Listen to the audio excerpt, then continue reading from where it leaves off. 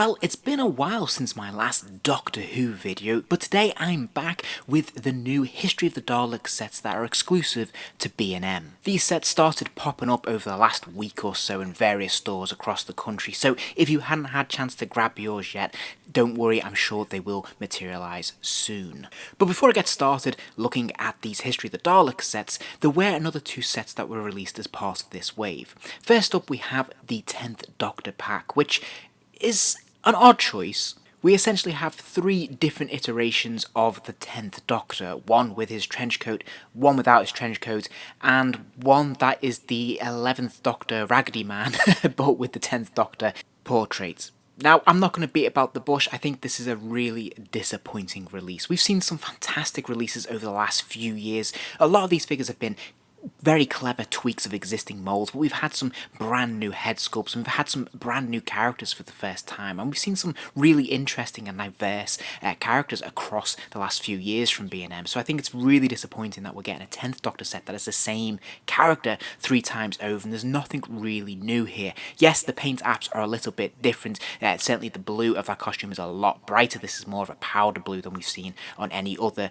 previous release, but of all the characters, of all the figures to re-release, I have to say I think the 10th Doctor is the one that's probably had the most releases across the years, and if you haven't had a 10th Doctor by now, well, you're probably just not interested, so I don't know if this is going to really be a big seller at all, to be honest. I can see this definitely being a shelf warmer for many months to come.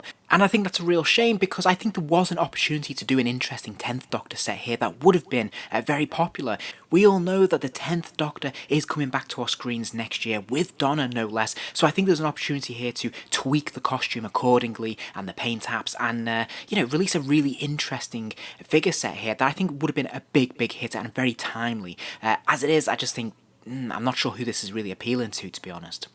They then followed this up with a release of the 8th Doctor. Again, 3 different versions of the same character. We have the 8th Doctor from the movie, The Night of the Doctor, and then from the Big Finish audios. Now, to be fair, I think this will have more appeal to long-time fans and collectors, because some of these figures were very tricky to pick up first time around, so there is that reissue incentive there that I think, if people are missing any one of these figures from their collection, will probably want to pick up this set. Also, I have to say the tweaks in the colouring is much nicer this time around. I think they have enhanced a lot of the paint apps here on this figure and really helped made them all pop in different ways. So I think this has got more appeal, but for me personally, again, it's going to be an easy pass for both of these sets, because I already have these figures, and the tweaks that we have here in terms of the paint apps just aren't enough for me to want to pick these up.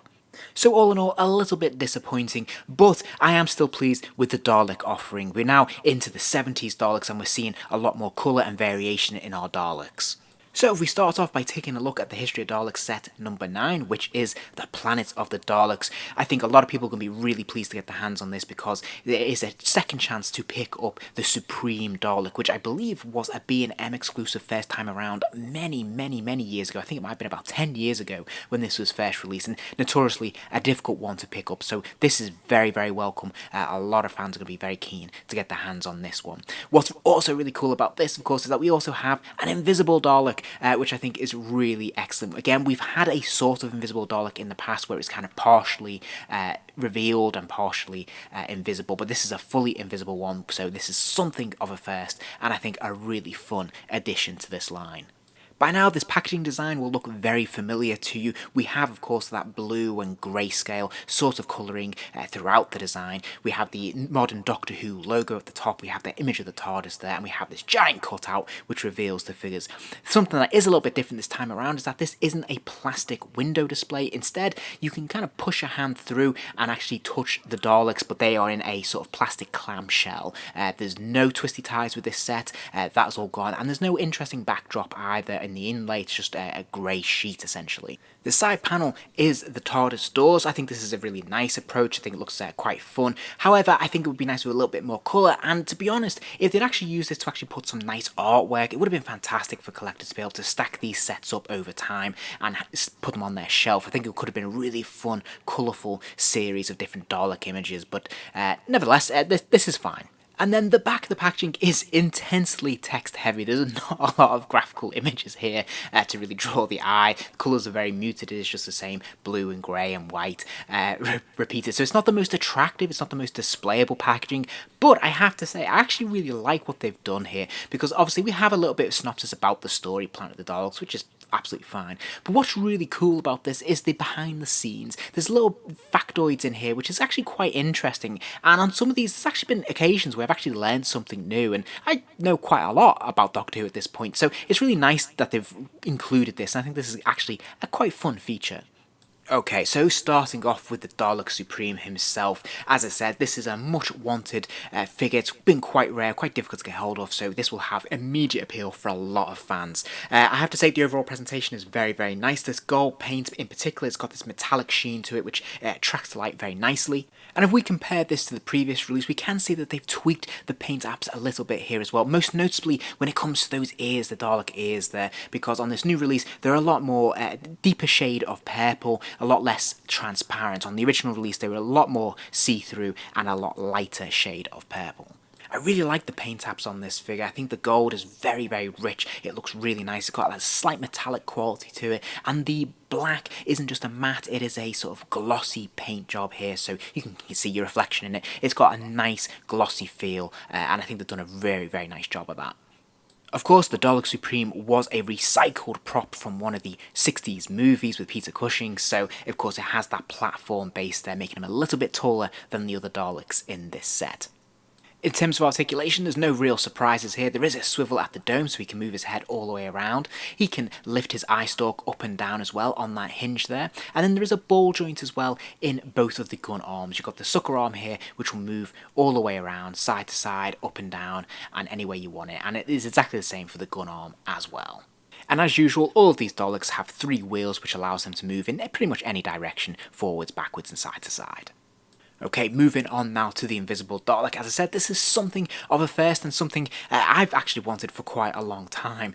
So I think this is a really fun release. Really glad to finally have this in my hands. It is a standard Dalek, of course, but it is just with that translucent plastic. The mould is pretty great. You can't really argue with perfection here. Of course, one issue with translucent figures though is the fact that you can see all the inner workings, the inner joints and whatnot, and this can be distracting, and I know a lot of collectors aren't keen on this. For me, I'm very happy to see past it, if you'll pardon the pun. I have no problem with this whatsoever. I think this looks great, and I think particularly with the Dalek, this works absolutely fine. This also gives me hope that one day we might see a revelation of the Dalek as well, where we can see the mutant or the human mutant inside. I think that'd be absolutely fantastic. So anyone from Character Options, if you're watching, please make that happen when we get to History of the Daleks. I don't know, what would that be? 15, 16, 17? I don't know.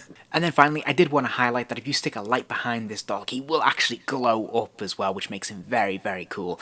And for the sake of a height comparison, here you can see the Dalek Supreme against the Invisible Dalek, and you can see obviously the Dalek Supreme, because he has that platform, is just fractionally taller and a bit more imposing, as he should be.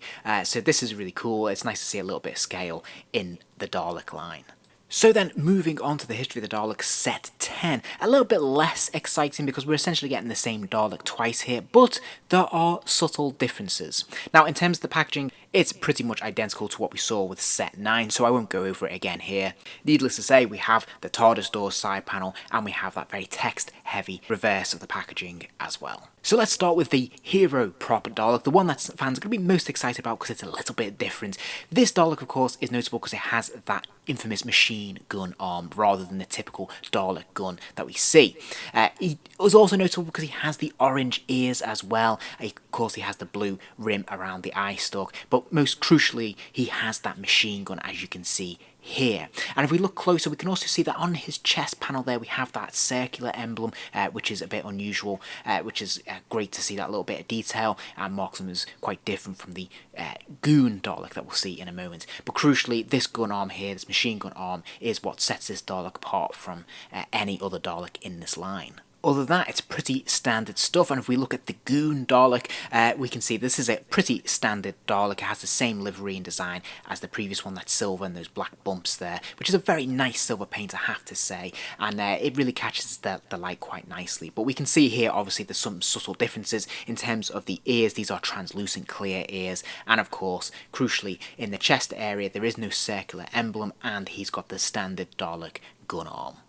And for anyone who's interested, here he is standing next to Dalek Supreme, just to give you that sense of scale and the noticeable contrast in the colour schemes of these Daleks. So there you have it, there's my whistle-stop review of these two Dalek sets. I have to say, I actually really like these. I think in particular the Planet of the Dalek set is going to be much sought after by fans because it is that classic reissue of that classic Supreme Dalek there, which I know was very difficult to get hold of first time around. But I think it's also an exciting set just to have the Invisible Dalek as well, which for me is probably the real winner because I already had the Supreme Dalek. So very, very nice set, second chance for a lot of people. But I also think the Death to the Dalek set is really nice, particularly if you want an army build. Again, I already had a Death of the Daleks Dalek, but this is really nice because it does actually have that gun arm. There is the difference between the hero and the goon prop. I think there's real significant differences there that visually makes all the difference in the collection. And as I said, you get to build a pretty diverse Dalek army at this point, which is quite fun, and I'm sure a lot of people will still be invested in this set. If you enjoyed this video, please do give it a like, and remember to subscribe as there'll be plenty more videos soon.